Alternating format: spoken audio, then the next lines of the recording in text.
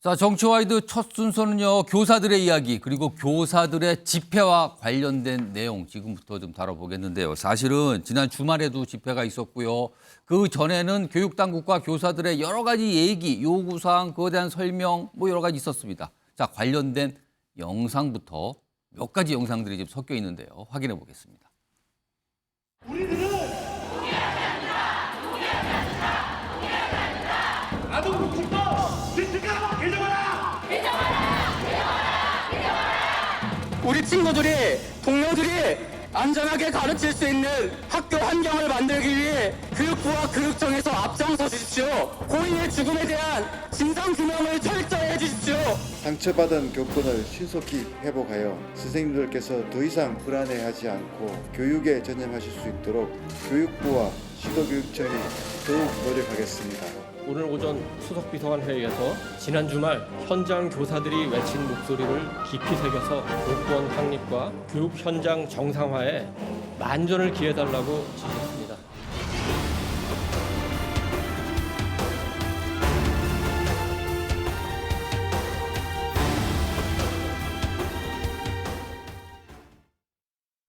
자, 지난 주말 국회 앞에서 주최 측 추산 20만 명의 교사분들이 모인 집회가 있었죠. 그리고 오늘도 지금도 집회가 진행 중에 있습니다. 국회 앞입니다. 물론 그전에는 전국 곳곳에서 이 서희초 교사 관련 49제 추모 행사가 많이 열렸거든요. 오늘이 바로 그날이거든요.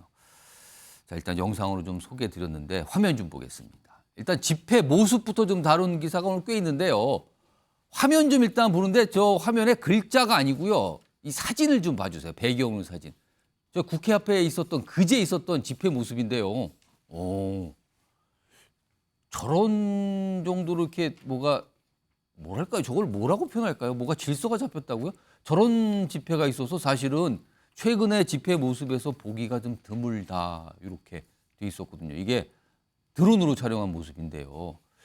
이 정해진 시간 그대로 지켰고요. 그다음에 그 구획을 나눈 공간 그대로 지켰고요. 그리고 경찰들이 딱히 할 일이 없었다 그래요. 그리고 다 끝난 다음에 경찰들한테 교사분들이 고맙다 뭐 이렇게 표시해서 집회 일단 내용을 떠나서 집회 형식을 봤을 때 이거는 진짜 모범적인 집회 정석이 아니냐.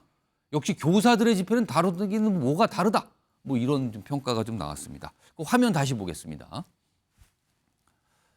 내용 보시면요. 일단 뭐 집회 모습이 항공사진처럼 이렇게 돼 있는데요. 일단 내용을 보겠습니다. 집회의 교과서 보여준 교사들. 일단 교사 단체들, 교사분들이 주도한 단체. 그래서 정치적 메시지는 일절 나오지 않았다. 특히요. 이날 민주당 의원분들 몇몇 분들이 약간 좀 뭐 지원, 동조 이런 취지로 집회에 참석했다 그래요. 그런데 집회 측에서요. 주최 측에서 마이크를 쥐어주지 않았습니다. 발언 기회를 안 주는 겁니다. 자칫 이게 정치적으로 뭔가 주장이 나오면서 오염될 수도 있다는 걸 걱정해서 일절 발언 기회를 주지 않았다고 합니다. 그리고요. 자체 질서 유지했고요. 집회 시간 엄격히 지켰고요. 그리고 20만 명이 모였다고 그랬잖아요. 끝난 뒤에 쓰레기 하나 나오지 않았다. 싹 다 가져갔다. 이런 취재 내용까지 좀 나오고 있는 상황입니다. 일단 정혁진 변호사 나와 계신데요. 일단 집회 모습도 모습이지만요. 네네. 일단 정치인들이 일부 참석을 했거든요. 뭐 물론 저 초청이 아니라 개인적인 차원에서 참석했다 그래요. 근데 일절 발언 기회를 주지 않았다. 덕분에 이거 정치 공방에서 벗어난 거 아닙니까? 그렇죠. 그러니까 정치적인 것과는 상관이 없이 지금 교육 현장이 이러한 것이다라고 웅변을 하고 있는 것인데, 그러니까 침묵으로 웅변을 하는 거죠 오히려. 근데 사실 저만 해도 이제 뭐 고등학교 졸업한 지가 벌써 뭐 몇십 년 됐잖아요. 예. 뭐 40년도 넘은 것 같은데. 그런데 우리 애들도 고등학교 졸업한 지가 몇 년 됐거든요.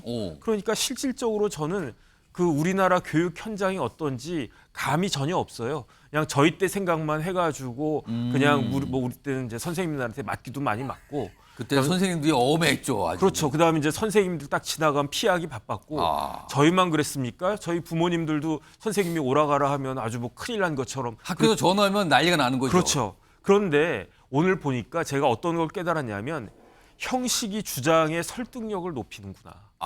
그러니까 역시 선생님들은 다르구나. 그런데 저런 선생님들이 저렇게 모일 정도면 지금 우리가 모르는 게 있구나. 우리가 모를 정도로 교육 현장이 심각하구나.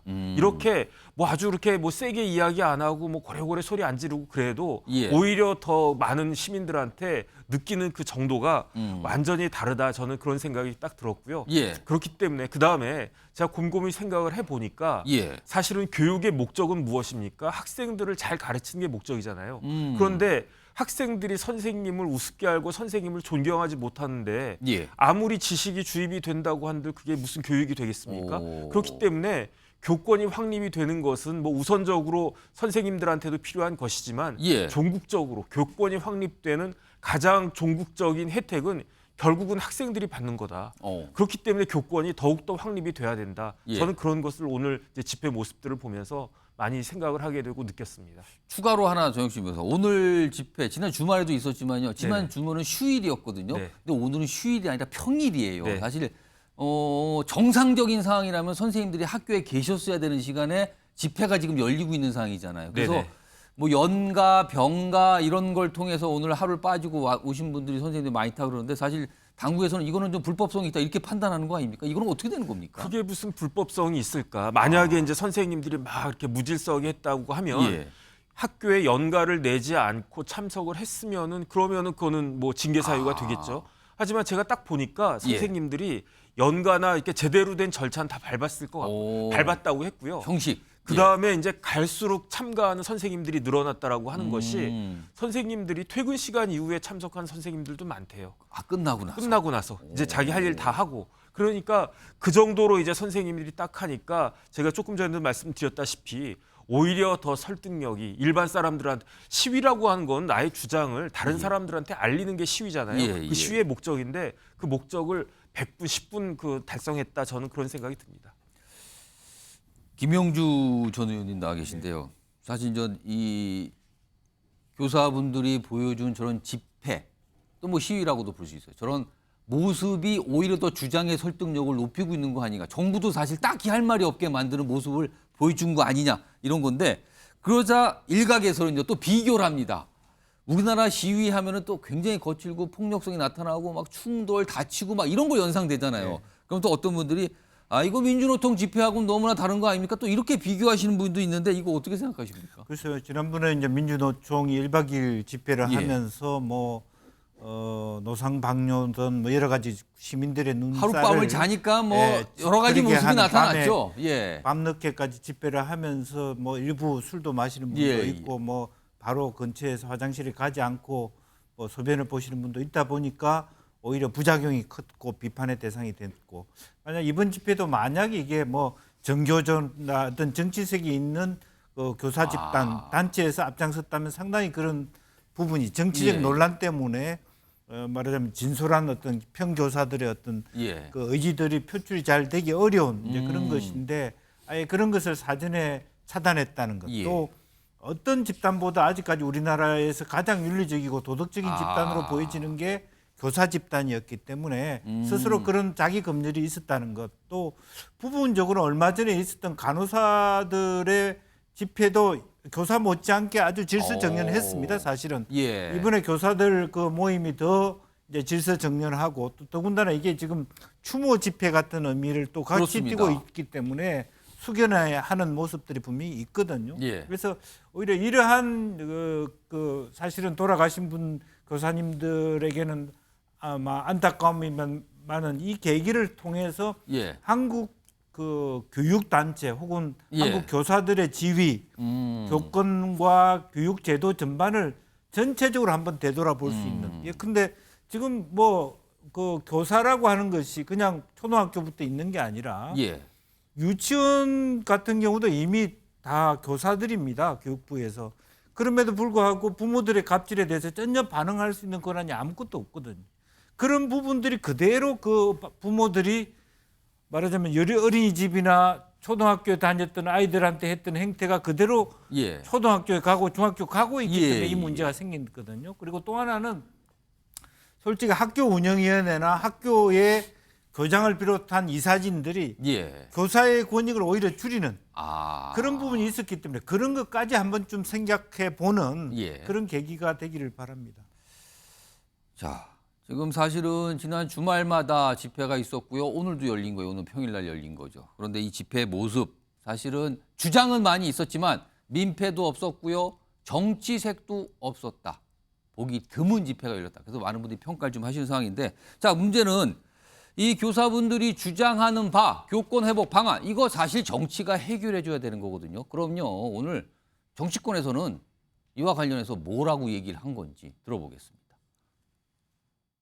시도교육청이 아동학대 신고만으로 교사를 직위해 얻은 잘못된 관행이 더 이상 이제 재발하지 않도록 바로 조치해 나갈 것입니다. 국민의힘은 정부와 함께 교사의 정당한 교육활동 보장을 위한 선생님들의 눈물 섞인 호소에 귀 기울이면서 실질적인 교권 회복이 이루어질 수 있도록 조치하겠습니다.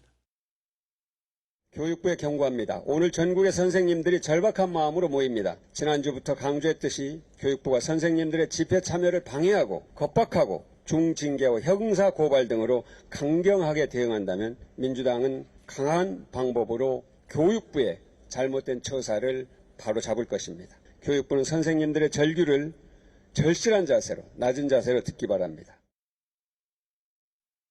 여야 이 책임 있는 자리에 여야 지도부에 계신 분들의 목소리 두 분 들어봤는데요. 뭐 딱히 그냥 잘 듣겠다만 있지 이게 뭐가 없네요. 말은. 이런 가운데요. 지난 주말 최근 나흘 사이에 정말 이런 일 있으면 안 되는데 또 벌어졌습니다. 화면 보시죠. 지금요 서울 양천 지역 초등교사 지난달 30일 유명을 달리하셨고요. 군산 지역, 전북 군산 지역 초등교사 역시 지난 1일 사망하셨고요. 그리고 어제는 용인 지역 고등교사 사망. 극단적 선택이라고 좀 알려져 있죠. 왜 그러는지 지금 따져보고도 있는 거예요. 지금 저런 비극에 이르기까지 과연 무슨 일이 있었던 건가? 일단 많은 분들이 뭔가 떠올리시는 게 있잖아요. 지금요. 이거 또 뭐지? 지금 알아보고들 있고 따져보고들 있다고 그럽니다. 자, 지금 뭐가 반복되고 있어요. 있어서는 안 될 일이 반복되고 있고 교사분들의 어려움을 짐작할 수 있는 내용들이 자꾸만 나오고 있어요. 자, 오늘 이런 가운데 교육부가요. 교권 회복 관련된 조치 하나로 뭘 하나 발표를 했는데 이게 통화 연결음인 거예요. 지금까지는 학교에 전화 걸면 딱히 뭐가 없는데 앞으로는 학교에 전화를 걸게 되면요 이런 소리가 나오게 되게 하겠다는 겁니다. 무슨 소리가 나오게 되는 건지 들어보겠습니다. 여기는 여러분의 따뜻한 배려로 만들어지는 교육 현장입니다. 선생님과 학생들이 마음 놓고 가르치고 배울 수 있도록 힘써 주십시오. 학교는 우리 모두의 소중한 미래입니다. 교직원 보호를 위해 통화 내용이 녹음될 수 있습니다. 그러니까 통화 연결음이 6가지 정도가 지금 선택이 됐대요. 그래서 학교나 당국에서 고를 수가 있게 됐답니다. 근데 그중에 대표적인 거 하나를 좀 전해드렸습니다. 저런 학교에 전화 걸면 앞으로 저런 통화 연결음 보니까 이런 거죠.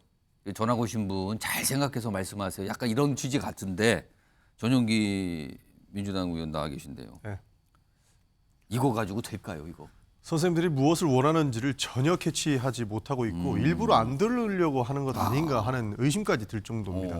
그러니까 지금 뭐 114라든지 여러 가지 그 텔레마케터들한테 쓰는 방식을 그대로 차용해서 교사한테 쓰겠다라고 하는 저런 것이죠. 걸 전화 걸면 나온 데가 있죠. 그렇죠. 저런 것을 전화했을 때 욕설이라든지 이렇게 혹시나 타인에 피해를 줄 수 있는 부분들은 조심해서 해라. 이것은 형사고발 될 수도 있다라고 하는 안내음을 지금 학교에다가도 적용을 시키겠다라고 하는 것인데 필요는 한 건 맞는데 저것만 가지고 될까라는 생각 드네요. 저거는 사실 기본적으로 알고 있어야 되는 내용인 것이죠. 사실 저걸 안내 안 한다고 해가지고 또 다른 문제가 안 생길 수도 있다라고 보는 건 좀 무리가 있는 것이고 지금 현재 문제가 되고 있는 것들은 이런 학부모들이 직접 선생님 번호를 획득해서 핸드폰 번호. 선생님한테 직접 전화할 때 이런 악성 민원이 발생하는 것이거든요. 그렇죠. 그런데 학교에 전화해가지고 민원을 넣을 때 저런 안내 멘트가 나온다고 해가지고 근본적으로 해당 문제가 해결이 되겠습니까? 그러네요. 전혀 이 해결 방안이 없는 것입니다. 뭐 그 전에 당연히 선생님한테 직접 통화할 수 없게끔 만든다든지 모든 민원들은 학교를 통해서 하게끔 한다든지 뭐 그런 대책은 다시 나올 수 있겠습니다만 직접 통화를 하고자 하는 하는 사람들이 있다면 정말로 직접적으로 통화될 수밖에 없는 그런 상황에 놓여 있거든요. 예. 그래서 교사들이 이야기하는 것들은 해당 부분보다 근본적인 해결책을 내놓아라라는 것입니다.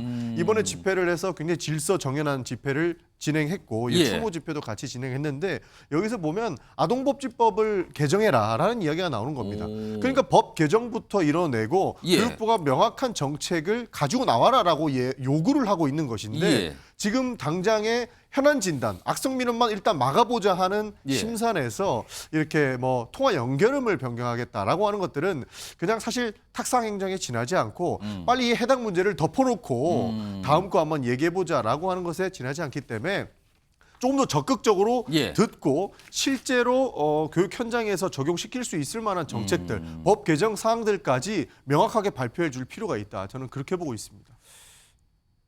설마 저 통화 연결음만 대책은 아니겠죠? 더 있겠죠? 설마요. 아직 발표 안 하신 것도 있고 준비한 것도 설마 있겠죠? 그렇게 믿겠습니다. 자, 오늘 교사분들 그리고 주말 동안에 또 비슷한 모습 있어서는 안 되는데 또 벌어지고 말았거든요. 이런 내용 좀 전해드렸습니다. 지금도 집회가 아마 진행 중일 거예요. 지금요. 자, 첫 번째 이슈 교사분들과 관련된 내용 좀 다갈래로 좀 다녀봤고요. 다음 내용은요. 무슨 책감 얘기가 나오네요. 키워드로 확인해 보겠습니다. 책이 권당 5,500만 원이라는 건데 저 정도 가격이면 엄청난 고서 정도 글쎄요. 훈민정음 뭐 해례본 정도가 저 정도 더 가겠죠. 그건 물론. 그래서 고서 가격 아닙니까? 저 정도면요. 가치가 높은. 근데 저 내용이 키워드로 나왔는데요. 일단 이 사안이요. 지난해 대선 선거일 직전에 대장동 관련돼서 사실 그 전까지는 이재명 대표 당시 이재명 후보 관련된 대장동 의혹 막 이런 게 나왔었는데 갑자기 어떤 보도를 통해서 당시 윤석열 후보와 뭐 관련된 거 아니냐 막 이런 내용이 나오기 시작한 때가 있었거든요.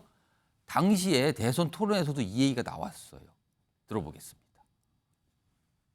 정말 윤 후보님 정말 문제십니다. 그들에게 도움을 준 것도 윤 후보님이죠. 저축은행 비리 수사 봐줬지 않습니까? 조은영한테 커피는 왜 사주셨어요? 왜 타주셨어요? 저는 그 사람 본 적이 없습니다.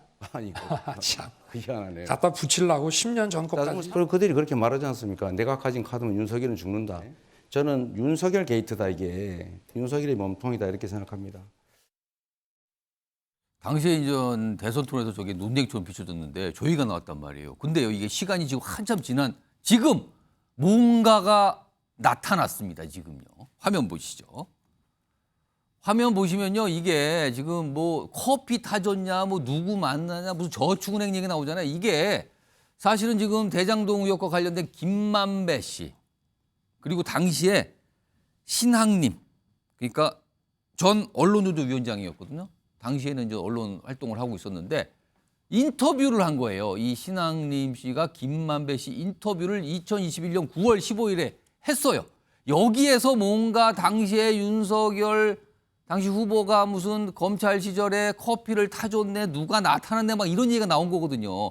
발칵한 거죠.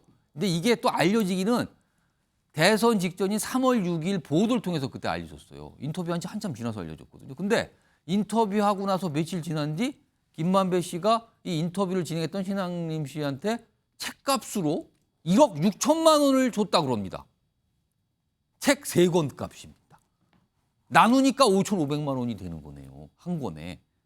근데 사실 그 책은 그냥 시리즈 책이라서 하나가 같은 내용을 다뤘지만 이제 책이 3권짜리였던 거죠. 이게 어떻게 된 건가요? 하나 더 보겠습니다. 다음. 내용 하나 더 보시죠. 근데 당시에 이 책값 받은 거와 관련해서 최근에 이 신학님 전 위원장이 설명을 해요. 그러면서 이 책이 대한민국을 지배하는 무슨 혼맥지도라고 해서 재계 뭐 인사들 다룬 내용으로 알려지는데 김만배에게 받은 돈 1억 6천여만 원은 책값이다. 5천만 원씩 3권 부가세 포함된 거다. 이렇게 설명을 합니다. 그리고요. 이 설명하는 목소리 있잖아요. 이거를 따로 영상으로 좀 하나 준비했습니다. 들어보겠습니다. 저는 김만배하고도 공모한 것도 없고 뉴스타파도 하고도 공모한 게 없어요. 사전에 공모, 이거는 웃기는 얘기입니다. 그 책이 왜 1억 6,500이나 가냐, 1억 5천이나 가냐, 그거는 제가 이 책의 가치를 그 이하로는 저는 생각하지 않고, 제가 볼 때는 또 이 자료의 중요성을 아는 분들이 봤을 때는 이거는 상상을 초월하는 가치다. 저는 저 신성범 전 의원 나와 계신데요. 인터뷰를 했던 분이 신학님 전 노조위원장. 그리고 인터뷰 얼마 뒤에 일단 책값 얘기부터 해보죠. 인터뷰 얼마 뒤에 1억 6,500만 원을 받았다. 이제 책값이라고 합니다. 이거 어떻게 생각하세요? 납득이 안 되죠. 그러니까 어떤 책이 뭐 뻔하잖아요. 저는 요새는 다 검색만 해봐도 어느 집안에 누구하고 어느 결혼했다는 게 다 나와요. 근데 뭐 재계 인맥지도라고 해서 이렇게 꽤 맞추면 다 나오는 거죠. 소문만 들어봐도. 근데 본인은 굉장히 저 책에 대해서 애착과 자부심이 있는 걸로 좀 설명이 됐거든요. 그동안 결국은 가치가 있다. 돈을 주는 명목, 돈을 건네는 김만배가 신앙님에게 1억 5천을 주는 명목을 만든 거죠. 나의 가치를 아는 사람이 줬기 때문에 문제가 없을 거라는 취지일 텐데 이게 예. 상식적이지 않기 때문에 아마 검찰에서는 당장 잡아다가 영장 청구하고 영장이 바로 나올 거예요. 문제는 오히려 지금 뭐냐. 공모한 내용을 검찰은 찾고 있을 겁니다. 공모를 하면 저 시점 보세요. 2021년 9월 달에 인터뷰를 했다. 왜 그러냐. 이게 처음 밝혀진 게 대장동 사건이 8월 31일이에요. 무슨 말이냐. 경기도의 어떤 한 분이 기자수첩을 썼다고요. 예, 언론인이에요. 이재명 후보님 화천대유는 누구 겁니까 하는 게 8월 30일자에 나왔어요. 그게 처음 나왔던 거죠. 처음 나와서 문제가 된 거예요. 그러니까 9월 11일 날 신앙님이가 김만배를 찾아가서 예. 인터뷰라기보다 물어본 거예요. 15일까 보름 정도 지난 물어본 거예요. 그러니까 때네요. 내용이 뭐였어요? 그 나온 게 대표적인 게 윤석열 검사가 중수부 과장으로 있을 때 부산 사건, 부산 예. 저축은행 사건 수사하면서 화근을 남겨놨다. 조우영이를 봐줬기 때문에 그게 살아남아서 대장동으로 연결됐다는 취지였단 말이에요. 조우영이라는 인물은 당시에 저축은행과 뭔가 브로커 연결해주는 그런 역할을 하는 사람. 브로커였던 거예요. 그래서 저 나오잖아요. 자, 윤석열이야, 네가 조우영이야, 커피 한 잔 주더니만 보내주더래. 그래서 사건이 없어졌다. 사건이 없었다. 그래서 조우영이가 살아남아서 그 돈 가지고 대장동으로 이어졌다. 이른바 뭔가 무마를 해줬다. 그 문제가 이야기란 있는 말이에요. 건데 업계 무마를 했다. 이 뜻이 되잖아요. 그게 그럼. 2011년 9월 달에 김만배가 신앙님한테 한 이야기예요. 근데 이게 어떻게 됐느냐. 10월이나 9월이죠. 9월. 예. 그다음에 6달 후에 예. 3월 달에 뉴스타파로 1시간 12분짜리 72분 녹음 파일이 넘어간 거예요. 당시 인터뷰했을 때 녹음했던 내용. 내용을 그대로 뉴스타파에 넘어가서 뉴스타파가 3월 6일 대통령 선거 사흘 전에 터뜨린다고요. 3월 9일까 사흘 전이군요. 사흘 전. 그다음에 그 전에는 그러면은 어떻게 알았는지 민주당에서는 대장동 게이트하고 국민의힘 게이트다. 윤석열 게이트라고 주장하는 게 2021년 10월부터예요. 그 뉴스타파 보도되기 전에. 그리고 심지어는 이제 방금 보셨지만 대통령과 토론회에서 굉장히 이재명 후보가 당시 후보가 윤석열 후보를 공격하잖아요. 커피 타준 거 맞지 않나요? 이런 대목. 이게 하나의 제가 보기에는 뭐랄까 정치 공작이 벌어진 거예요. 김만배와 신학님 둘 사이에. 그래서 아직까지 검찰이 그걸 파악한 건 아닌가요? 조사를 하겠지만 둘이 입을 맞췄겠죠. 저는 나올 거라고 보는 건데 충분히 의심할 수 있는 근거는 여러 가지잖아요. 왜? 김만배가 뭐라고 그랬습니까? 윤석열이는 이형이 갖고 있는 뭐 카드면 죽어.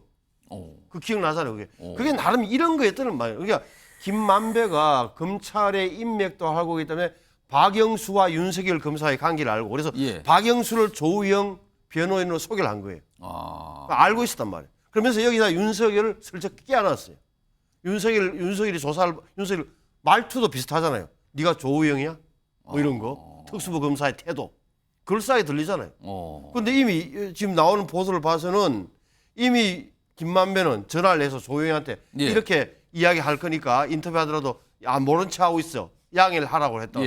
나중에 다 문재인 검찰이 12월 달에 다 조사를 해서 지금 커피를 타준 게 만난 게 윤석열 검사가 아니라 박길모 검사라는 게 드러났어요. 11월, 12월 달에. 2021년 10월 그 이야기를 한 번도 안 했다고요. 그러니까 바깥에서는 전부 다 윤석열 검사였다고 알고 있는 거예요, 지금까지도.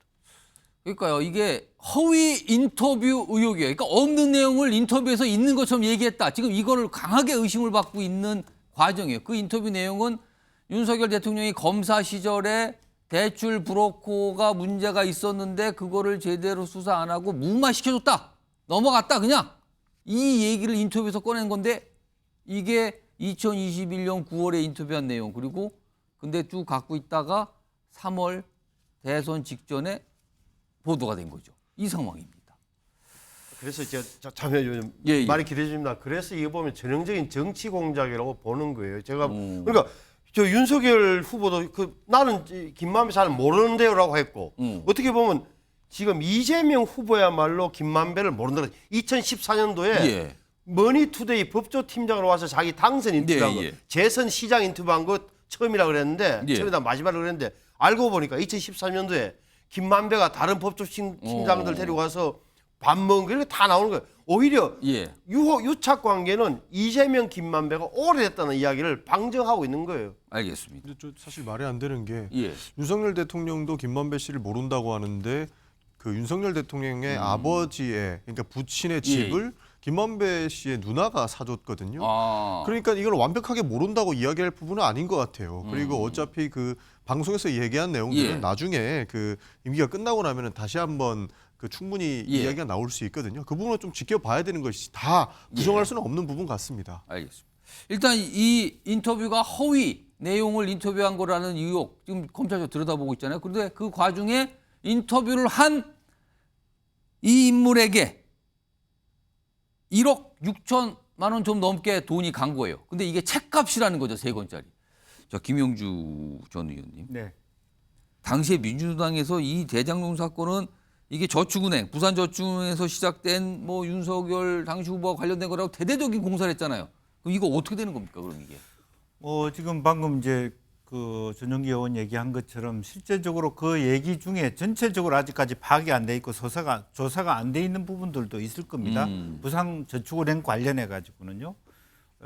김만배가 들어오기 이전에 왜 그 실제적으로 이제 그 변호사들이 바뀌게 됐는가 이런 계기도 다 있는 건데 어쨌든 기본적으로는 요 사건 자체는 어쨌든 그 대선을 맞이하면서 이재명 캠프와 김만배 쪽이 서로 같이 말을 맞췄느냐 안 맞췄느냐가 마지막에 가서는 쟁점이 될 거라고 보여지고 근데 문제는 또 이 사람들이 너무 간이 크게도 1억 6천여만 원을 그냥 돈으로 준 것이 아니고 계좌이체해서 줬다 그래요. 책값이라고. 네. 그래서 그렇게 하면은 다른 사람이 저렇게 신앙님 씨처럼 얘기를 하면 아 그렇구나라고 넘어갈 수 있을지 또 너무 나이브하다는 생각도 듭니다. 그거를 책 3권 값이라고 설명이 되면 설명이 될 거라고 생각을 한 거예요. 그러니까요. 그리고 당당하게 내 책은 그 정도 가치가 있다. 그렇기 때문에 숨길 이유도 없이 계좌이체했다. 이런 것도 상당히 그 판단의 잘못이다. 그런 생각이 들고 물론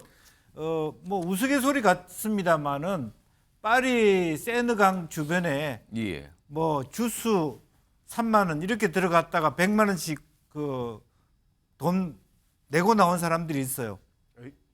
그게 무슨 얘기냐? 무슨 소리입니까? 그게? 마담이 와서 자기가 나한테 술 한 잔 주십시오. 30불인 줄 알고 3만 원인 줄 알고 줬다가 나의 당신에 대한 서비스 값이 100만 원 정도도 안 됩니까?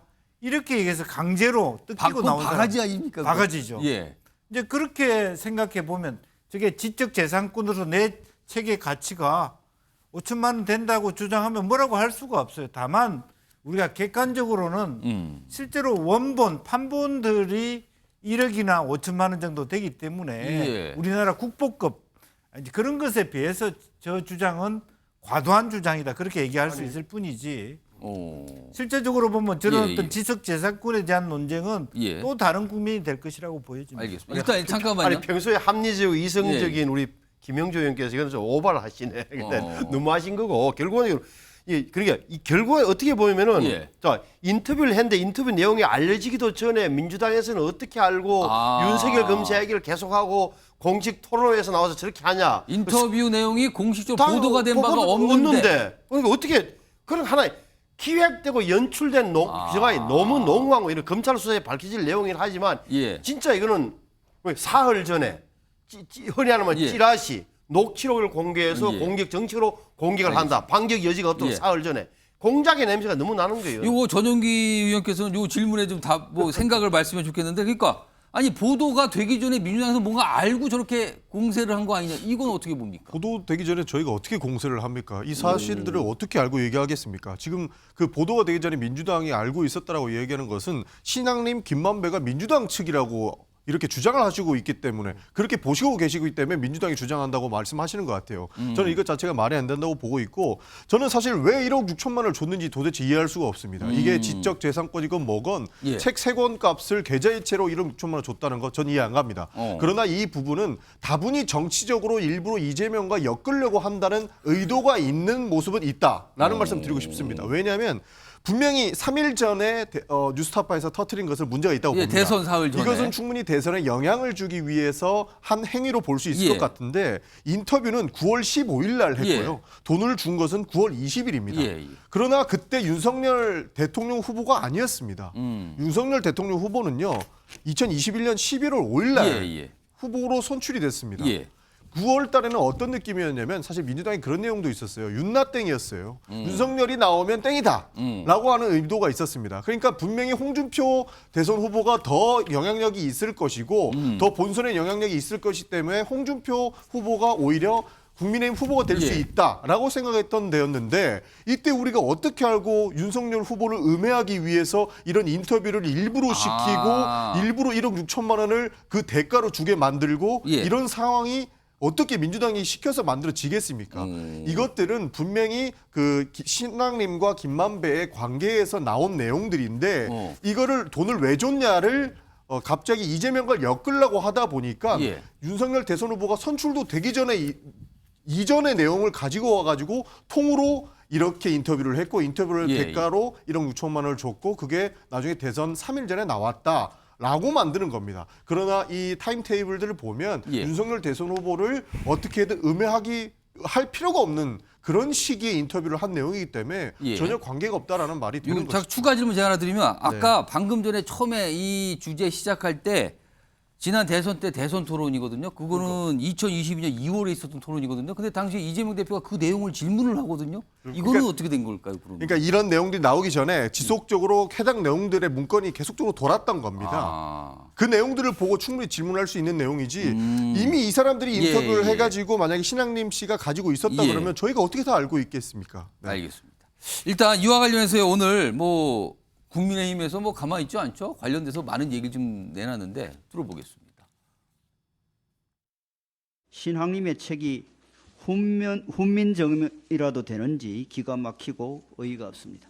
부끄러운 줄도 모르고 자기 책 3권 값으로 무려 1억 6천만 원을 받았다는 기막힌 주장을 하는 사람이 전국 언론노조 위원장을 했다는 사실도 오늘날 우리 언론계가 어떤 상황에 처해 있는지 시사하는 바가 큽니다.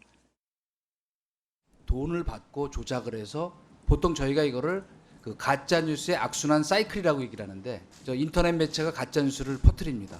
그럼 그거를 그 소위 공영방송이라고 하는 곳들이 그걸 받아서 증폭시키고 특정 진영의 편향적인 매체들이 방송을 하고, 문제는 이것이 지금 단순히 가짜 뉴스의 악순환의 사이클에 그치는 것이 아니고 대선판에 영향을 줄 수 있는 중대 범죄 행위, 국기문란 행위라고 생각되기 때문에 그것.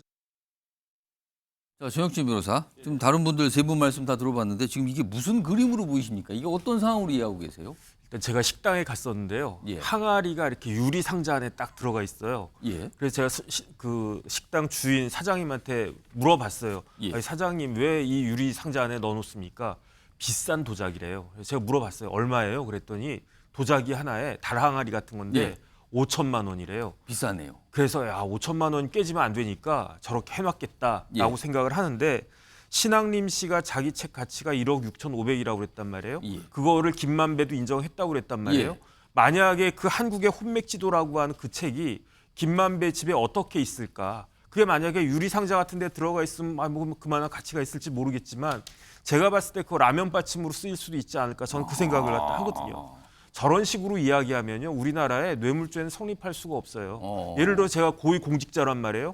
그런데 어떤 사람이 저한테 1억 6,500만 원을 줘요. 그런 다음에 저는 이 노트를 갖다가 주면서 예. 아, 이 노트는 나한테 10억 이상의 가치가 있는데 당신한테 싸게 1억 6,500 줄게. 만약에 이 말이 맥히게 되면은 이게 뇌물죄가 되겠습니까? 대가를 갖다가 줬으니까. 더 중요한 건 뭐냐면요. 조금 전에 이제 그 신 의원님 말씀하셨던 예. 것처럼 대장동이 언제부터 문제가 되기 시작했느냐. 2021년 8월 말이었어요. 예. 그런데 이상하게 보름 정도 지나가지고 김만배가 작업을 해요. 어떻게 작업을 하냐면 거짓으로 인터뷰를 따요.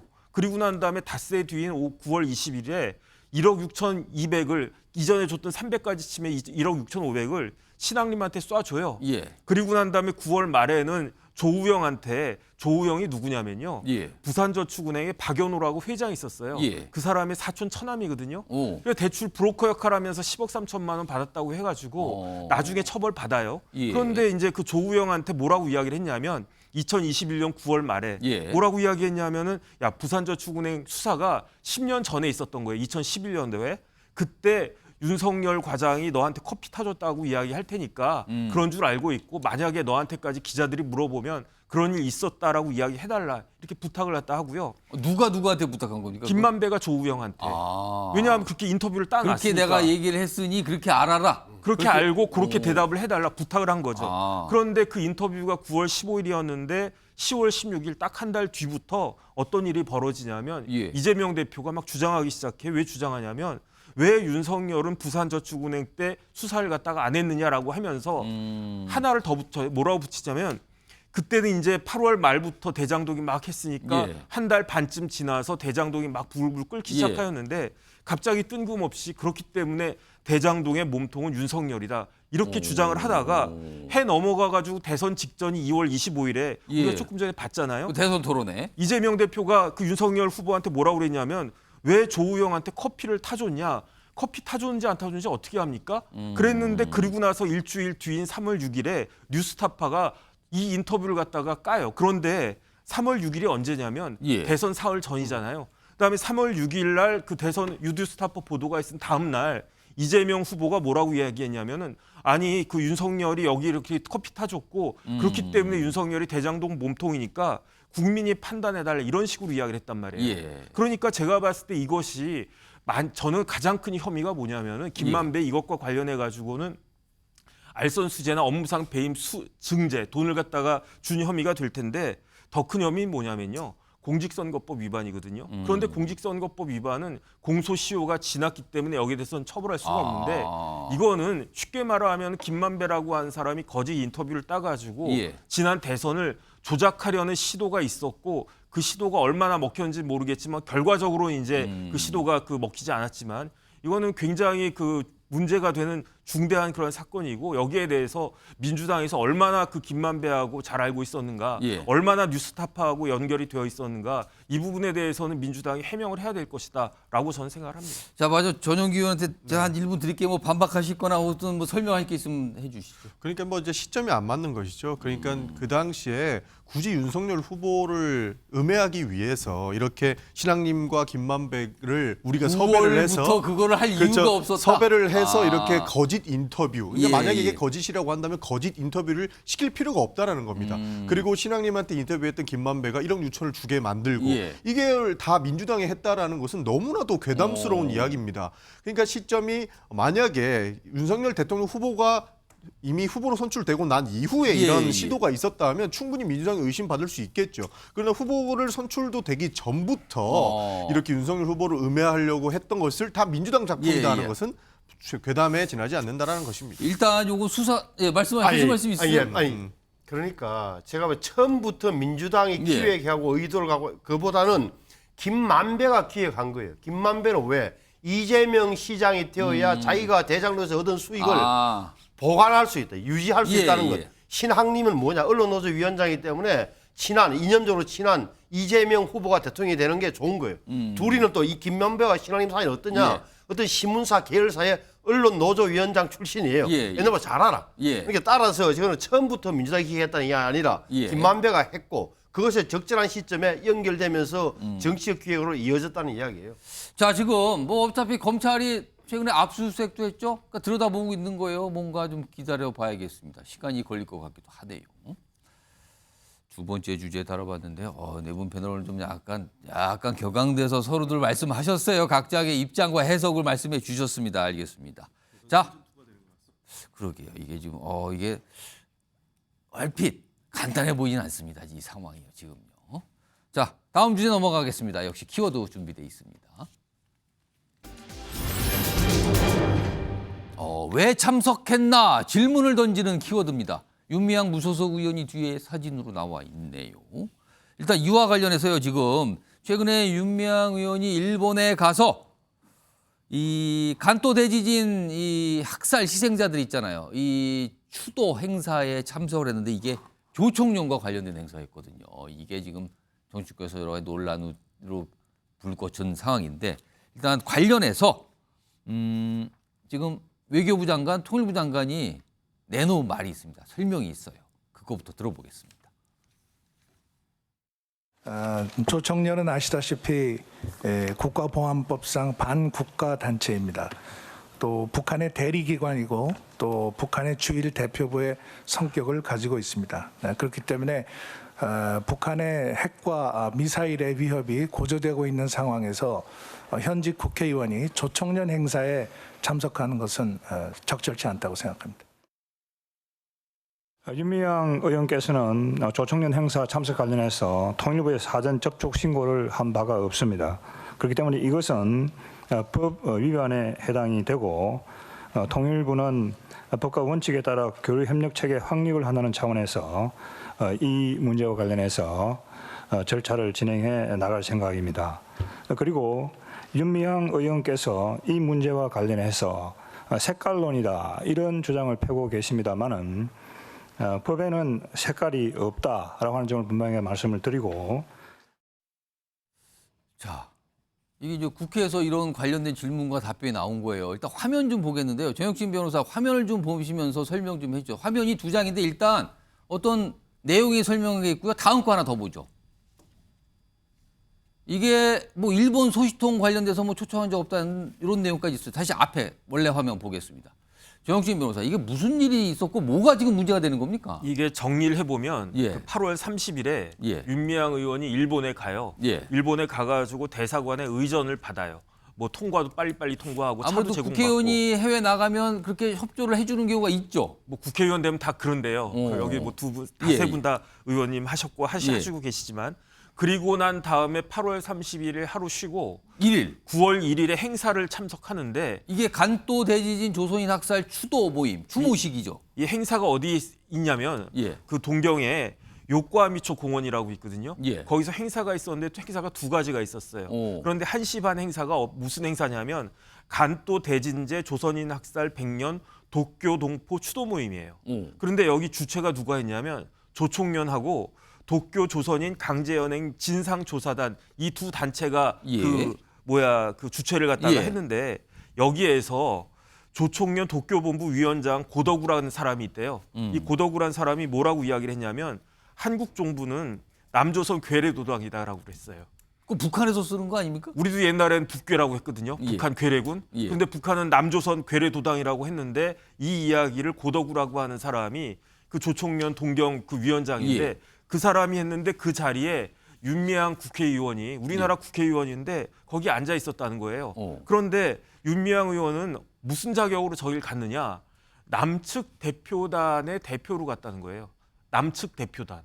그러니까 그런데 이제 우리나라에 저기에 참석하는 무슨 대표단이 있었겠습니까? 근데 어쨌든 본인이 가가지고 나는 남측 대표단의 일원으로 갔고. 근데 지금 저기 보면 일본 소식통 뭐 보도 내용인데 조총련에서 윤 의원 초청한 적이 없다. 그냥 스스로 온 거다. 그래서 처음에는 저도 그랬는데 조총련에서 윤 의원을 초청한 것일 것이다라고 다 추측을 갖다가 했는데 아니라고 지금 나오는데 조총련에서는 작년에도 국회의원 초청한 적이 없대요.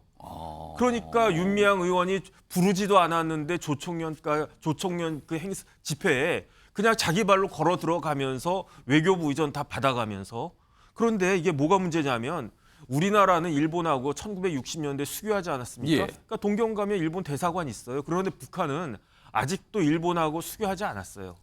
그런데 동경에 그 우리나라 사람들 조총련 관련된 그 북한과 관련된 사람들 많지 않습니까? 예. 그러니까 누군가는 대사관 역할을 해야 되는데 그 역할을 누가 하느냐? 실질적으로 조총련이 거의 다 하고 있단 말이죠. 그러니까 조총련은 그냥 북한을 지지하는 그 일본 제1동포들이 모여가지고 만든 그런 단체가 아니고 예. 실질적으로는 북한의 지령을 받고 북한의 지령을 수행하는 그러한 북한 대사관 같은 역할을 하는 곳이라고 많은 조총련은 사람들이. 우리나라에서 지금 어떻게 규정돼 있습니까? 조총련은 반국가 단체라고 우리나라 반국가 대법원에서 단체. 국가보안법 위반 단체라고 이렇게 되어 있고 예. 그런데 윤미향 의원이 어떤 사람입니까? 윤미향 의원이 우리 그 위안부 할머니들 예. 관련해 가지고 굉장히 활동을 많이 한 사람이잖아요. 한마디로 말하면 윤미향 의원은 일본 통이잖아요. 그런데 일본 통인데 조총련이 어떤 곳인지 모른다. 그런 다음에 여기 이제 제가 정식 그 모임 명칭을 갖다 쭉 말씀드렸지만 예. 말하는 게 북한 말씨예요. 그러니까 그 우리나라가 동경이라고 하고 도쿄라고 하지 예. 도쿄라고 하진 않잖아요. 근데 거기에 보니까 도쿄 동포 추도 모임 다 이렇게 돼 있다고요. 그러니까 참석하는 순간 아 여기는 조총련 모임이고 여기는 북한과 관련된 모임이구나. 그러면서도 여기에 대해서 제대로 해명을 하지 않거나 예. 오히려 말을 돌리니까 예. 문제가 자꾸 커지는 거 아닌가 저는 그런 생각이 듭니다. 그러니까 사실 윤미향 의원이 위안부 할머니를 돕겠다고 한 그 후원금과 관련해서 일이 한번 터졌잖아요. 네네. 그런 상황이에요. 그리고 민주당을 나가서 무소속 상태에 있어요. 지금요. 재판도 있고. 이런 상황에서 조총련은 우리나라에서 친북단체, 반국가단체로 규정된 일본에 있는 단체입니다. 여기가 주최하는 행사에 갔고 그 자리에서는 한국 정부를 괴뢰로 지칭하는 발언이 나왔고 이거예요. 지금 상황이. 윤미향 의원의 해명도 있습니다. 지난 2일 본인이 글로 올린 해명이 있어요. 화면 보겠습니다. 자, 여기 보면 뭐 추도 행사 참여하면 좋겠다는 제안을 받았다. 그래서 간 거다. 민단, 그러니까 민단은 또 다른 동포들 단체가 있잖아요. 민단에서 추도 행사가 있다는 사실 들었지만 저는 초대받지 못했다. 근데 결과적으로 양쪽 다 초대를 못 받은 건데 이쪽으로 간 거잖아요. 한쪽으로 그러면 결과적으로. 자, 이와 관련해서 오늘 민주당 의원 한 분이 조총련과 관련해서 내놓은 어떤 생각이 있습니다. 들어보시죠. 약간 다소 이제 뭐 친북 성향이 있다 뭐 이 정도인데요. 그거를 가지고 지금 문제 삼는 걸 정확하게 이제 요지를 정확하게 짚어주면 뭐 간첩 단체라든지 뭐 이렇게 얘기를 해주셔야지. 조총련 잘 모르세요? 아니 알고 있는데요. 그러니까 그걸 어떻게 생각하세요? 왜 그 얘기를 하시는지 이해가 안 되네요. 그러니까 조총련이 문제가 없다는 얘기를 하고 싶으신 건가요? 아니, 그러니까 어떤 게 문제 있는지 정확하게 조총련 지적해 친북 단체. 주세요. 다소 친북. 아, 이런 표현이 나왔군요. 김영주 전 의원님. 일단 전체적으로 상황 설명 다 드렸어요. 윤미향 의원이 이 행사 참석하는 거 적절했다고 보십니까? 아니면 뭐 좀 문제가 있다고 보십니까? 그러니까 이제 역사 단체들이 우리나라 유네스코 한국위원회나 북한 유네스코와 관련해서 여러 시민단체나 역사학자들의 남북 간의 모임들이 많이 있었습니다. 예. 그리고 또 일본에서는 오사카에서 왕코리아라고 해서 민당과 조총련이 함께하는 행사들도 계속 자주 있었고 제가 알기로는 민당과 조총련의 관계가 그렇게 나쁘지 않아 왔다고 제가 알고 있습니다. 저도 청년단체 대표로서 일본에 가서 그와 같은 함께하는 행사에 초청받기도 했고 이제 그런 일들이 있는데 아마 최근에 들어서 윤석열 정부가 자꾸 이념적인 부분을 하다 보니까 민당과 조총련의 관계도 멀어졌을 가능성도 있고 이제 또 하나는 윤미향 의원이 시민단체의 관성을 버리지 못하고 본인이 국회의원 국회의원이라는 녹을 신분에 먹는 대해선 국민의 세금으로 자기 행동을 한다. 즉 남한 정부를 대표한다는 것을 망각했다. 그런 측면에서 만약에 민단의 행사가 없었고 조총련 행사만 있었다면 조금 우리가 뭐 말하자면 보호할 만한 이유가 있어요. 근데 민단 행사가 열렸단 말이에요. 간토 100주년 이게 의미가 있으니까 민단 행사가 있는데 민단 행사는 우리가 그 민주당의 우리 윤호중 의원이 가셨어요. 여야 의원들이 참석을 했어요. 한일 의원연맹의 의원들이 가셨는데 거기 안 가고 굳이 본인이 조총련 행사에 갔다. 이것은 저는 문제가 있다고 보여지고요. 또 그렇게 가이드했던 보장안이 있다면 역시 문제가 있다. 저는 그렇게 봅니다. 아주 논란처럼 비춰지는데요. 이와 관련해서 사실은 이 의원들이 해외 출장을 갈 때 사실 국회 쪽에다 먼저 알리면 국회가 외교 당국에 알려서 약간 협조 요청도 하고 협조 받을 수 있게 하고 이렇게 절차가 있거든요. 이와 관련된 오늘 질문과 답변도 좀 있었고요. 그다음에 여당의 반응도 있었습니다. 들어보시죠. 윤미향 의원의 반국가단체인 조청년 행사에 참석한 사실을 아셨습니까? 답변해 주십시오. 예, 저희는 알지 못했습니다. 예산을 지원하셨습니까? 자비로 다녀오셨습니다. 또 외교부 자체에도 국회의원 공무 국회 여행 시 재공간 업무 협조 지침에 그 협조 공모를 받고 외교부에서 판단을 해서 그 지원 여부를 결정해서 지원을 하게 됩니다. 그 절차에 따라 진행됐음을 말씀드립니다. 북한 김정은을 추종하는 집단의 행사에 참석해서 남조선 괴뢰도당이라는 말을 공공연히 내뱉는 반국가 단체에 동조한 윤미향 의원은 국회의원직은 물론이고 대한민국의 국민 자격조차 없습니다. 북한의 조선노동당 간부에나 더 적합한 인물일 것 같습니다.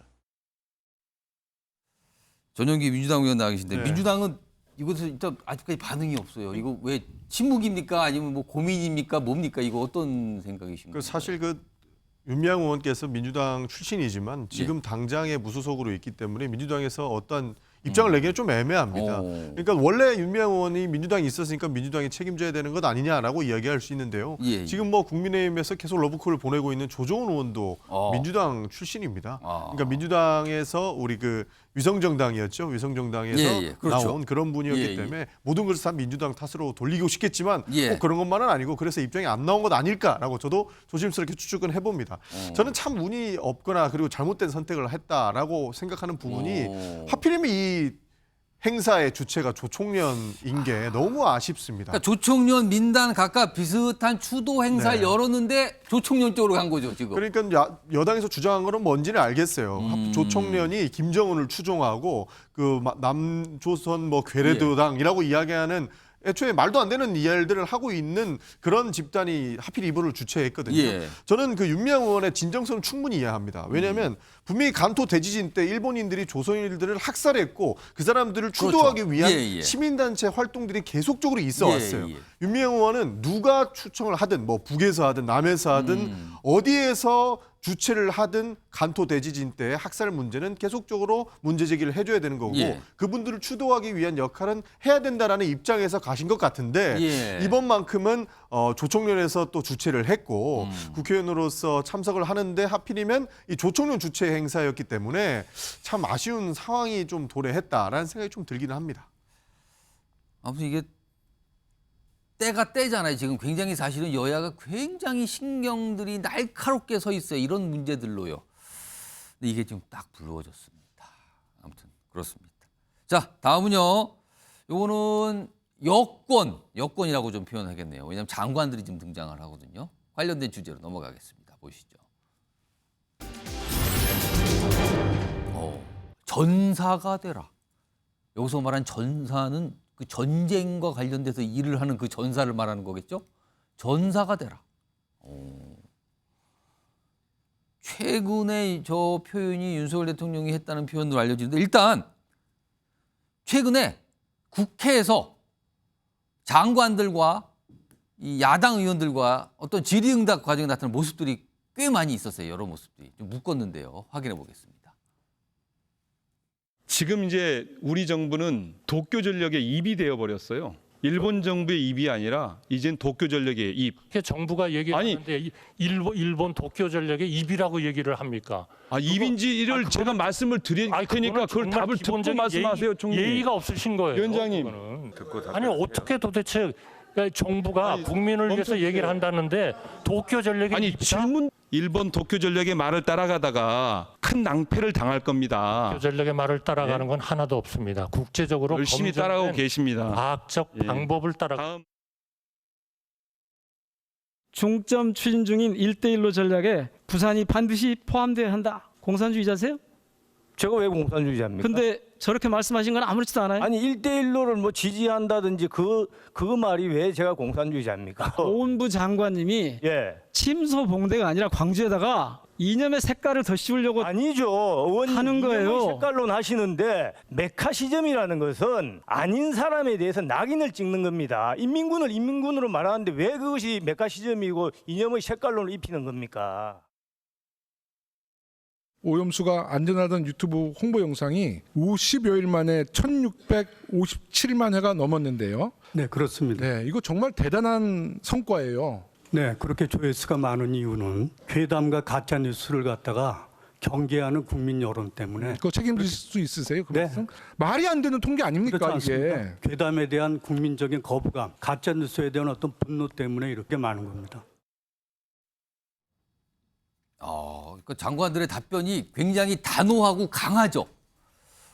과거, 과거 정부르고요. 시간 돌려봐도 과거에 국회 출석한 장관들에게서는 보기 어려웠던 모습들이 최근에는 많이 보이고 있다. 이런 거예요, 요즘에요. 근데 앞서서요. 화면 좀 보겠습니다. 앞서서 지난달 29일 국무회의에서 윤석열 대통령이 국무회의니까 장관들, 그러니까 이 국무위원들이 이 참석한 자리잖아요. 이렇게 얘기해요. 국무위원은 정무적 정치인, 말로 싸우라고 자리에 계신 것이다. 여야 스펙트럼 간극이 넓으면 점잖게 얘기한다고 되지 않습니다. 전사가 돼야 한다. 여기서 나왔습니다. 전사가 돼야 된다. 그럼 전사니까 싸우는 거잖아요. 싸우는 대상은 정치인, 그중에서 야당이 될 걸로 짐작이 되죠. 저렇게 얘기했으니까. 자, 요거 신성범 전 의원님, 전영기 의원님. 일단 고성이 오가는 국회가 됐어요. 아무튼 이 장관들하고 보니까. 이거는 딱 제가 질문 드릴게요. 누구 잘못입니까? 어떻게 판단하십니까? 시대의 변화로 봐야 되는 거예요. 이거는 언젠가는 왔어야 돼. 그전에는 어떻게 했느냐. 저도 현역에도 봤습니다만 장관들 다 피해갔죠. 의원들은 호통치고 장관은 고개를 숙이면서 유념하겠습니다. 명심하겠습니다. 시정하겠습니다. 검토하겠습니다. 이렇게 빠져나가고 사석에서는 장관들은 모여서 의원 욕을 하고 도대체 뭐 이런 식의. 근데 이게 언젠가는 바뀌어야 될 문제였단 말이에요. 그래 저는 뭐 대통령의 이야기에 이끌었건 간에 국무위원과 국회의원 간에 저는 논쟁이 있는 게 지극히 당연하다는 사실 인정해 줘야 돼요. 외국의 BBC나 NHK를 보시면 알겠습니다만 굉장히 토론이 심각하게 벌어져요. 다만 감정이 기강돼서 둘이서 싸움을 하는 인신공격을 하고 싸움을 하는 말이 엉키고 이런 경우는 좀 드물죠. 그래서 결국은 좀 냉정한 태도로 질문하고 또 반격도 예상해서 질문해야 되는 이전 같은 일방적 공격을 해가지고 내가 점수를 따고 지역 구민들한테 야 우리 의원님 멋지더라 장관이 꼼짝을 못하더라 이런 소리 듣는 것보다는 논리적으로 설파의 능력이 필요한 시점이 된 거예요. 근데 왜 이렇게 됐느냐? 대통령의 말이 시그널이 됐겠죠. 결국은 여야 스펙트럼 간극이 넓은 이 시점에는 점잖아서는 안 된다. 전사가 되라. 적극적으로 자기 부피의 이야기를 국회 나가서 하라는 대통령의 시그널이 떨어지기 때문에 이렇게 적극적으로 나서는 거다. 그런 건 분명한 거죠. 전용기 의원께서는 이거 어떻게 판단하십니까 지금? 대통령이 자기 마음대로 하겠다라는 시그널로 읽힙니다. 왜냐하면 정쟁해라, 정쟁하면 마음대로 하겠다라는 이야기를 사실 우리는 1년 정도를 봐왔습니다. 일부러 비난하고자, 비판하고자 이런 얘기를 드리는 게 아니고요. 지금 바로 앞에 있는 현안만 보더라도 이런 내용들이 많습니다. 홍범도 장군 것만 봐도 홍범도 장군은 독립 영웅이지 않습니까? 우리 독립을 위해서, 대한 독립을 위해서 평생을 바쳤고 본인 인생을 대한 독립을 바쳤는데 갑작스럽게 이 정부 들어와서 공산주의자 낙인을 찍어서 그 흉상을 철거하려고 하고 있지 않습니까? 여기에서 정확하게 국방부에서 뭐라고 했냐면 홍범도 장군이 공산주의자냐 아니냐에 대해서는 갑로들박이 있다. 정쟁을 하고 있기 때문에 이 사안들을 한 곳에다가 둘 수 없는 부분이고 이분의 논란을 해결하기 위해서는 다른 데 옮겨야 된다라고 이야기를 하고 있거든요. 이 지점만 봤을 때에도 정쟁거리가 있을 때에는 권력이 있는 사람들이 밀고 가기 좋습니다. 어차피 이거 가만히 둬봐야 정쟁할 건데 왜 우리가 그 사람들의 이야기를 다 들어줘야 되냐. 정쟁을 하고 있을 때에는 강단 있게 밀어붙일 사람이 필요하다라고 하는 것인데 결국에는 권한과 권력은 누가 가지고 있습니까? 정부가 가지고 있습니다. 그런 측면에서 국회에서 저렇게 장관과 국무위원과 국회의원들이 막 싸우고 있으면 누군가는 결정해야 되는데 그 결정 권한은 대통령에게 있기 때문에 대통령이 너네 싸우고 있을 때 내가 마음대로 하겠다라는 의도가 저는 숨어 있을 것이라고 보고 있습니다. 자, 국회에서 최근에 사실 한동훈 장관이 국회 갈 때마다 막 목소리 높이고 막 야당 의원들과 이런 아주 격렬한 질문 답변을 보여줬는데 이번엔 다른 장관들도 많이 좀 보여서 좀 소개해드렸고요. 근데 이렇게 되면 이게 협치는 글쎄요 정말 기대하기가 어려운 상황이 된 건가요? 결국에는 내년 총선을 통해서 뭔가 이 대책 끝이 마무리가 되는 건지 아니면 더 가는 건지 이걸 기다려야 되는 건지 모르겠습니다. 자, 이 주제 이 정도로 좀 마무리하고요. 다음은요. 지금 단식 중인 이재명 대표와 관련된 주제도 좀 몇 가지가 준비돼 있어요. 확인해 보겠습니다. 출퇴근 단식. 그렇죠. 이재명 대표가 지금 단식 중이긴 한데 국회 본청 앞에 천막이 있죠. 그 안에서 단식을 해요. 근데 오전 10시부터 밤 10시까지만 하고 그 다른 시간은 본청 사무실 안으로 들어간다고 그러죠. 그럼 그래서 이걸 보고 아니면 출퇴근 단식입니까? 이런 얘기가 나오는데요. 사실 요 출퇴근 단식을 하신 분이 과거에도 있었던 걸로 알려지거든요. 그리고 당시에 이 모습을 가지고 지금의 민주당의 지도부 일원께서 좀 비판을 하셨던 때가 있었어요. 그 모습 좀 확인해 보겠습니다. 저는 이리저리 왔다 갔다 하는 출퇴근 단식 처음 봤고요. 좀 뜬금없다는 생각이 좀 들어요. 지금 정기국회 중인데 야당 대표가 단식을 한다. 좀 안 맞는 컨셉 같습니다. 오늘 이재명 대표 10시부터 이 자리가 나와 계신데요. 저는 동조 릴레이 단식 1호 정청래고요. 오늘부터 이재명 대표님의 단식의 원칙이 있습니다. 하루 동조 단식을 하신 분이 옆에서 대입인을 하는 걸로. 이재명 대표 입을 대신하는 걸로. 실제 단식인지 단식 쇼인지도 의문이지만 밤낮으로 유튜브 라이브 방송을 즐기는 이재명 대표의 모습에서 관심 받고 싶어하는 관종의 DNA만 엿보일 뿐입니다. 과거 상대방 인사에 대해 출퇴근 단식이라며 비판했던 민주당 정청래 최고위원은 이재명 대표의 출퇴근 단식을 적극 옹호하면서 자랑스러운 듯 행동하고 있습니다. 내로남불 정당의 지도부답습니다. 정청래 의원이 2019년에 비판했던 게 당시 황교안 당시 대표의 단식이었거든요. 화면 좀 보겠습니다. 이거 오랜만에 다시 보는 모습 같은데요. 2019년 당시 황교안 대표 단식 농성했거든요. 근데 이제 뭐 왔다 갔다 출퇴근 단식 이런 형태였거든요. 이걸 비판을 했었어요. 근데 지금 이재명 대표가 출퇴근 단식 하나 지금 이 소리를 듣고 있는 상황이란 말이에요. 정옥진 변호사. 네네. 그러니까 천막과 당대표실을 오가는 단식 투쟁. 근데 지금은 그때는 비판했는데 지금은 약간 동조하는 듯한. 이거 뭡니까 이거? 일단 제가 봤을 때 뭐 출퇴근 단식이 잘못된 건가 저는 뭐 그런 생각은 하는데 그런데 딱 보니까 다른 점이 있어요. 예. 황교안 대표의 단식과 이재명 대표의 단식은 예. 뭐가 차이가 있냐면 예. 비장함이 있고 없고예요. 아, 비장함이요? 네, 제가 봤을 때 이재명 대표의 단식은 별로 비장함이 없고 그거를 스스로 자초했어요. 처음에 딱 보니까 뭐 이렇게 막 농담하고 웃고 그러지 않았습니까? 아, 유튜브로도 뭐 생중계도 하고 그랬어요. 그다음에 뭐 심지어 최광욱 의원인가는 와가지고 앞으로 짜장면 냄새 많이 풍겨드리겠습니다. 이게 밥 굶고 있는 사람한테 할 이야기입니까? 민주당은 다수당이에요. 그것도 압도적인 다수당이에요. 그런데 제 기억에 민주당이 정권 이제 대선에서 패배한 이후에 직후에 뭐 했습니까? 검수완박 강행해가지고 이루어냈잖아요. 그런데 지금은 민주당이 이재명 대표가 아무것도 할 수 없대요. 그렇기 때문에 단식을 한대요. 그런데 그 사이에 바뀐 거 하나밖에 없어요. 민주당이 뭐 다수당에서 소수당 됐습니까? 예. 아직까지도 그 압도적인 다수당이고 몇몇 무소속 탈당했지만 다 모으면 이전처럼 170석이 넘는 그런 압도적인 다수당인데 예. 바뀐 건 딱 하나예요. 대표만 바뀌었어요. 검수완박할 때하고 지금하고 딱 하나 대표만 바뀌었는데 이 대표가 이끄는 당이 똑같은데도 불구하고 아무것도 할 수 없다. 그럼 결국은 무능하다는 이야기 아니겠습니까? 대표가? 그러면은 자신의 무능과 사법적인 리스크를 덮기 위해서 단식을 예. 하는 거 아니냐. 그러면 그 결과가 어떻게 됩니까? 지금 뭐 하고 있습니까? 국회가? 국감하고 있잖아요. 그럼 국감하고 있으면 전용기 의원이나 이런 분들은 국회 가가지고 예. 막 정부 공격하고 이게 실정이다, 이게 실정이다 이 이야기를 갖다가 해야 되는데 국감 하고 있는지도 모르고 있잖아요. 그러니까 이거는 어떻게 이런 단식이 지지가 될 수 있겠는가. 이슈를 덮어버린다는 거죠, 단식 그렇죠. 때문에. 네, 저는 그렇게 생각이 됩니다. 아무튼 뭐 출퇴근 단식 뭐 본청에 들어가면 어떻게 되는 거냐. 뭐 별 얘기가 뭐 정치권 안팎에 나와요. 그래서 지금. 자, 다음 준비된 영상은요. 이재명 대표가 등장을 좀 해요. 여러 모습도 있고 하는 얘기도 있는데요. 좀 들어보겠습니다. 어저께 이제 단식하시면서 드셨던 뭐 소금하고 물만 지금 자신이. 일하는 것도 곧 한계가 오겠지. 이거 갖다 놨다고 먹을 건 줄 알고. 네, 그래서 이거 사진 찍어서 보내줬어요. 누구한테? 소금이라고. 네. 유치하게. 소금. 국회의원이 그러고 있더라고.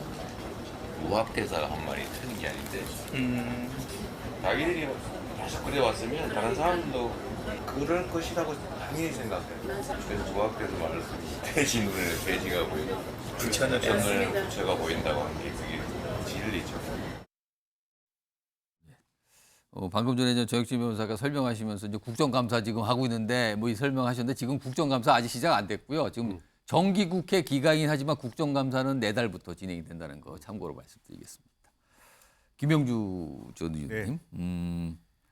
화면 보면 이재명 대표가 지금 벌써 5일 넘어가지 않습니까? 단식한 지. 근데 표정이나 여러 가지 말하는 거 보면 약간 여유가 있어 보이는 것 같기도 한데요. 이미 이제 8월 말경에 본인이 이제 단식을 마음에 두고 있었기 때문에 조금 더 오래 견딜 수 있지 않느냐 생각이 들고 준비를 한 건가요, 그러면? 예, 준비를 했다고 봅니다. 그러니까 본인 스스로가 제안해서 한 일이기 때문에 이제 그런 여유가 있고 준비를 하고 있고 자기 나름대로의 로드맵도 있지 않겠냐. 일각에서는 뭐 물 마시고 소금 먹는데 뭐 먹는 거 아니냐 약간 뭐 이런 시각을 비추시는 그렇습니다. 분도 있어요. 이러한 것은 미안한 말이지만 이재명 대표 스스로가 자초한 일이에요. 내가 뭘 했는데 진짜 하는 줄 아냐 이런 말을 해왔기 때문에 국민들의 신뢰를 높이 갖고 있지 않아요. 이재명 대표가 예를 들면 뭐 2시간 뭐 출석해서 조사받겠다. 결국에는 이렇게 신랑이 하다가 안 나갔다.